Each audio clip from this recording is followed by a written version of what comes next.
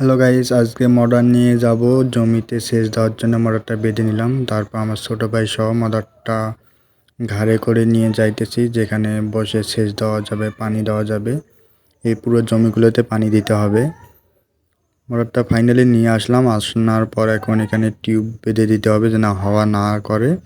তারপর আমাদের তারে জয়েন্ট দিতে হবে, যেন বিদ্যুতিক সংযোগ দিতে হবে অবশ্যই। মোটরের মধ্যে না দিলে তো আর পানি বের হবে না। তো বিদ্যুতিক সংযোগ দিয়ে নিচ্ছি। যে খরা বর্তমান, কোনো বৃষ্টি নাই আমাদের এই দিকে। পর্যাপ্ত বৃষ্টি না হওয়ার কারণে এখন মোটর লাগাইতে হইতেছে আমাকে। তারপর মোটরের সুইচ দিলাম, দেওয়ার পর একটু একটু পানি বের হতেছে, মানে একটু ক্লিয়ারভাবে বোর্ডিংটাদের মধ্যে পানি নেই, কিছুটা নেমে গেছে। তো আমি একটু চাপ দিয়ে ধরলাম মুখটা, যেন বোর্ডিংয়ের পাইপের মধ্যে পানিটা পুরোপুরি হয়ে যায়। ফাইনালি পানি বের হচ্ছে, দেখেন কত ক্লিয়ার। প্রথমে আয়রন পানিগুলো হচ্ছে, বললাম না যে বোর্ডিংয়ের ভিতরে অনেকটা পানি নেমে গেছে, সেগুলো মানে ভর্তি হওয়ার জন্য মুখে চাপ দিয়ে ধরছিলাম, সে আয়রন পানিগুলো এখন ফাইনালি ক্লিয়ার পানি বের হলো।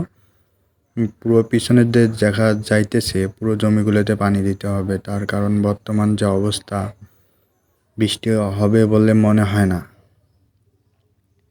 পানিগুলো কত সুন্দর। সকালে উঠে সকালের ওয়েদারটা, দাঁত ব্রাশ করতে করতে গেছিলাম, তো সেখানে মুখটা ধুয়ে নিলাম অনেকটা তার মধ্যে ব্রাশটা পড়ে গেছে আমার। ভিডিওটি ভালো লেগে থাকলে যদি ফেসবুক পেজ বা আইডি থেকে দেখেন, অবশ্যই ভিডিওটি লাইক কমেন্ট শেয়ার করবেন এবং সেই আইডি বা পেজটি ফলো করবেন। এবং ইউটিউব চ্যানেল থেকে দেখলে অবশ্যই ইউটিউব চ্যানেলকে সাবস্ক্রাইব করবেন। ধন্যবাদ।